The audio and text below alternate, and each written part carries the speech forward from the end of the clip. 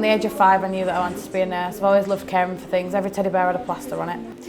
As I worked my way through school, I got 2 weeks leave in the year 11 where I chose to go to an old people's home. Don't normally let students go because it's not really an appropriate setting. Found there my niche and I really enjoyed it. I thought, yeah, I could give something back. I was brought up with my grandparents. I come from a business family, so mum and dad were always hard at work, so I always was with grandparents and really enjoyed everything they had to say to us and their life, how different their life was compared to ours. So I attended college straight from school. I did a BTEC National in Health and Social Care. From that I chose placements, and whilst I was doing that I worked at Tesco's and I also worked caring for an old lady on a one-to-one whose daughter was a business rep in London, so she was left in the care of me. And then from that, at the end of that placement, we got to choose where we wanted to do our last sort of placement as such for college, and I chose DME as well.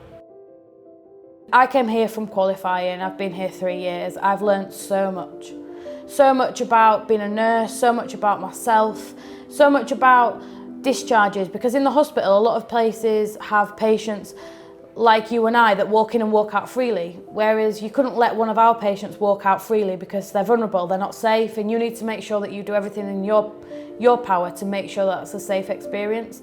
And I think from being a newly qualified nurse, I don't think you understand the importance of that until you work in it and all the dangers that surround a vulnerable adult outside of 4 walls. So yeah, I would highly recommend Department of Medical Elderly to work.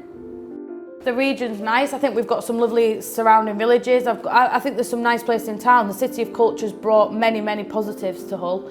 I think it's been excellent for all of us. At some point it has impacted us all. So I think, yeah, definitely it's a good place to be.